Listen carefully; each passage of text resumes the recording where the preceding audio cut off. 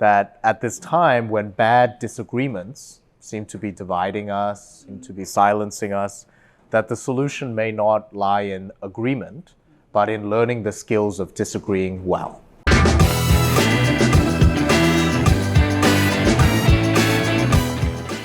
Hello, Bo. How are you? Gabriel, thank you so much for having me on the show. Thank you so much for coming to Kerja.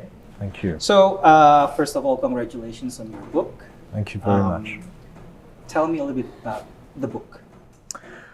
The book is called Good Arguments, and it's a collection of all the lessons I've learned in my journey from being a pretty shy kid growing up into a career as a two-time world champion debater and a coach of the Australian and Harvard debate teams.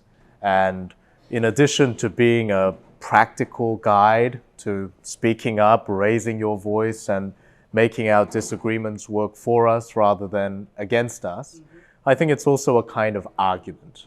And the argument says that at this time when bad disagreements seem to be dividing us, seem to be silencing us, that the solution may not lie in agreement, but in learning the skills of disagreeing well.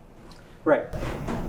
You said that you were a shy kid and becoming a world champion debater. What was the process? Like how did you become from this shy kid into a world champion debater? I mean, that must have been a substantial progress, right? It's a long story because the starting place was, as you say, one of silence. It came from moving from South Korea to Australia when I was 8 and not speaking the English language, of feeling very out of place and feeling that the last thing I might want to do is draw attention to my differences. I started debating in year 5, so when I was about 10, because of a promise that my primary school teacher made me, which was that on the debating team, when one person speaks, no one else does. Right. And that promise of attention, of being heard not only in the ways in which I was similar to everybody else, but the ways in which I was different, that's what got me into the front door. But what kept me staying was all my life I had been hearing from people, speak up, fight back, express yourself, say what you believe. But it was like being told to go to a destination without a map. And what debate gave me is a set of skills, things I could do day by day, bit by bit. And it made me feel that maybe my destiny was within my control, that through the craft and the work of working at disagreeing, doing it a little bit better every day, that this thing that had been the source of my being silenced, being put on the sidelines, that it could be overcome. What was the first skill that you think you had to have in transforming yourself as this shy person into someone who can actually articulate yourself?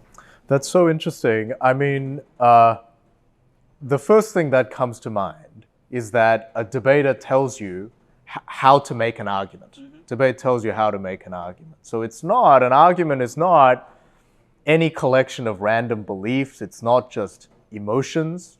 Right? Debate says that an argument is a kind of technology of persuasion. It's a tool. There's a craft into making it. And one of the first things that my primary school teacher taught me was that every argument needs to do two things. You have to show that the claim that you're making is true, and you have to show that it's important enough to change the other person's mind. So if you're saying, we're going to be vegetarian, we have to be vegetarian because it's good for the environment, you have to show it's in fact good for the environment, and the fact that it's good for the environment gives us enough of a reason to go vegetarian. So you can tell that instead of just saying, express yourself, convince me, be charming, it's that here's a set of steps that you can go through to organize your thinking and make yourself more visible, more understandable to the other person. Right. So you mentioned that you actually have to have several skills, right, in order to be a good debater or actually convey arguments, make your position as clear as possible, right? So what would you say the fundamental skills that a good debater needs to have? It's a great question, and it is such a skills-based activity. I like to say it's easy to start, but impossible to master. Right. And even still, I get into arguments where I'm stuck for words, right? Or you might see it today, and or I trip up over myself, or I say something ridiculous, or I lose the argument by getting tangled in a contradiction. Right. So it's the kind of thing that you have to keep working at. In the book, I talk about the 5 core pillars of disagreeing well. That's knowing what the disagreement is about. That's the topic. That's making your point in a way that people are going to listen. That's making the argument. Then it's about responding to what the other person said. That's called rebuttal in debating. Then there's rhetoric, which is the art of argument is not pure logic. It goes through words, through emotions, through facial, bodily expression. It's a physical thing. And knowing something about how you might be able to use that to better connect with the other person, that's a skill in and of itself. And the final one is how to use silence. So when do you know when to disagree or to let something go? Yeah. And the aim is to avoid a war-like situation where you're arguing about everything. And the last thing that I'll say here, Gabriel, is, so I wrote this as 5 different skills, and happy to go into any one of them. But one of the things that I realized after I had finished writing that is that all 5 of these skills are really varieties of listening. The topic is listening out for what the discussion is about. An argument is listening out for what it is that you believe. And so, as much as people think disagreeing well is about speaking, and there's certainly a part of that, it's really about the relationship and the interaction. And listening is the way in which we let the other side into the conversation. I mean, listening is, people will think that being heard is what someone wants rather than to listen, right? How do you actually develop that, I would say, skill, just to listen to other people's argument and then commenting or rebutting on that? How are you trained? It's a wonderful question. I think we should start with a diagnosis of why it's so difficult to listen. And I think it comes from often a position of fear. That what the other side has to say might lead me to change my mind on something that's pretty important to me. That what they have to say might be a personal attack on my character. And so this kind of defensiveness, I think, is often behind our impulse to talk over other people, not to give them a platform. So I would say the skill that helped me a lot with that is a set of exercises in debating called side switch exercises, where before you go onto the stage, after you've prepared the best arguments for your side, before they go and present their material, take a step back, turn to a new sheet of paper, and write down the best arguments for the other side. Or look back on what you've prepared as if through the eyes of someone who really disagrees, and try and poke as many holes as you can find. There again, it's an intensely practical thing, right? The best is to do it with paper and pen, but to do it with your mind works also. And I think what that helps people do is to imagine themselves being wrong. Imagine themselves being challenged. Yes. So when someone says something that's unexpected or adversarial, that's not an attack, it's not unexpected, it's the course of things. It's the reason why we're having the conversation. So for me, there again, empathy, which I think is what that is. Trying to put yourself in the shoes of the other. That is not just a kind of virtue. That's not just a quality that angels have. It's a skill that people can develop. So, when it comes to debates, we might always focus on thinking and communicating, but Oh. often many people talk too much, as you said, right? Now, what other skills actually need to be developed to generate strong arguments? It's a great question. I think the people talking too much, right, often comes from a lack of direction. And when someone is, when I'm coaching students or debaters about how they're making their argument, and they have this long flow-on sentences where they're traversing the whole world within an argument, I usually pause and ask them, what's the most important of the claims that you've made? Right? And as soon as you can start to say, well, this part is important for my argument, this part is not, that's one way to start cutting down. And I think the skill that helps with that is to start every disagreement with some agreement. And that's agreement in the main about what it is that we're disagreeing about. So we've all been in these disputes in the family where it starts out as an argument about who's doing the laundry or the dishes, and then it becomes the whole world. Being able to say, today we're disagreeing just about the dishes. We can talk about our relationship another time, our family design another time, but today this is the disagreement. And starting from that position of agreement, I think prevents an argument that swallows up the whole world. Right. Indonesia, I would say, is not actually is a culture that is a one-way sort of like discussion. Debates is not something that maybe I can say it's not a part of the Indonesian culture, because we tend to listen and then we follow. So those kind of discourse is not really prevalent in the society. What is your view on that, and why do you think that is not helpful in creating a generation that is critical of something? Let me say two things about that. So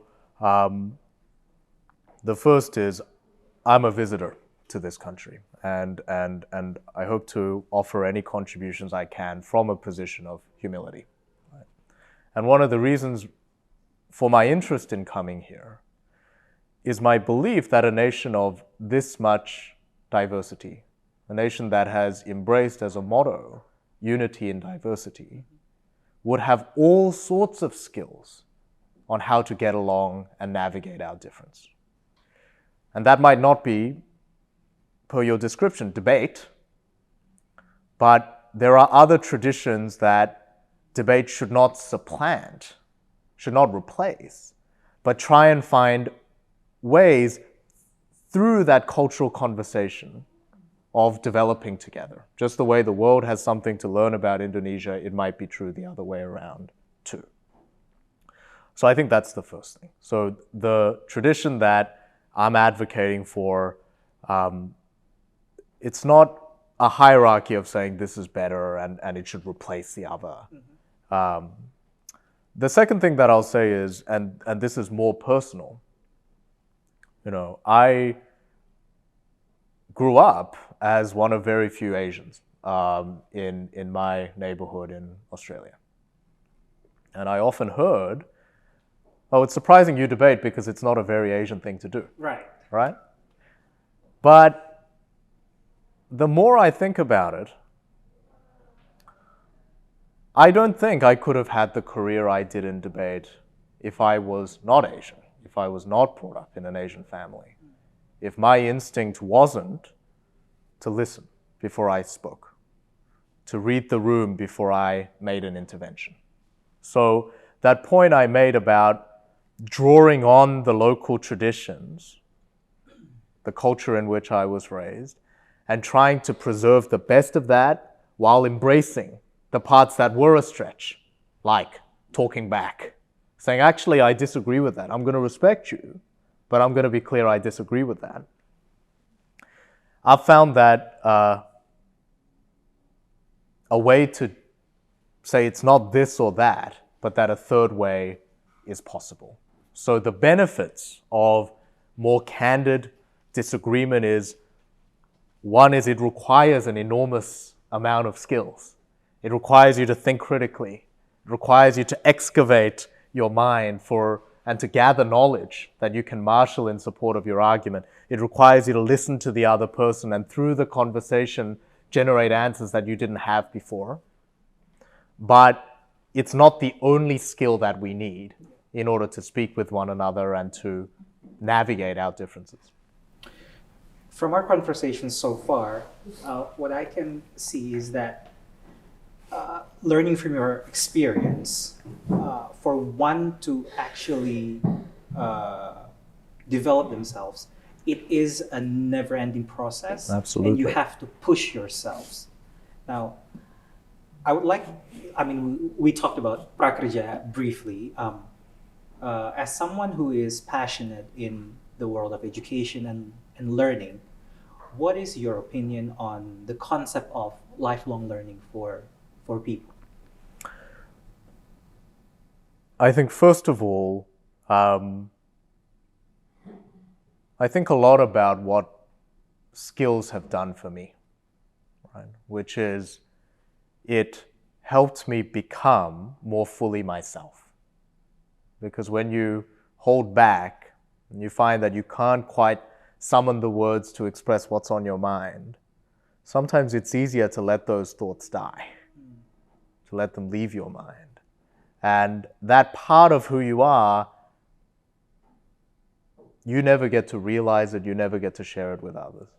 You never get to know the joy of a relationship where it's not just our agreements and we're smiling and drinking tea, although the tea is lovely. But we find out through our disagreements, maybe you've seen something about the world that I haven't, right? And maybe by piecing together these ideas, we're going to come away with something greater than where we started. So for me, the skills of good disagreement are just one example of the ways in which tools developed by generations of human civilization, right? We are the inheritors of that tradition. People have worked out how to teach the kids these set of skills. That I have to think is one of our great inheritances. That's one of the great gifts. And there are, to the point that we were discussing earlier, great traditions of debate in Asia.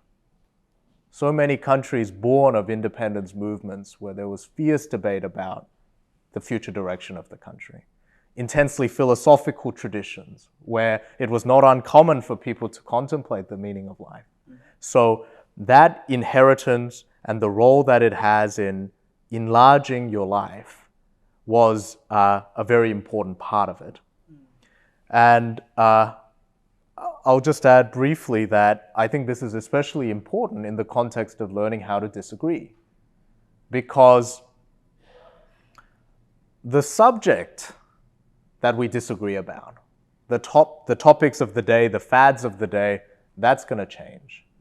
But the basic human task of living with people who are not like us, even within one family, one neighborhood, one community, that's the constant for me. That's the constant. And we can so often, as we go through life, let experience, tribal affiliation, political affiliation, what our family is doing, we can let that substitute for the harder work of seeing one another for who we are, and that includes our differences as well as our similarities.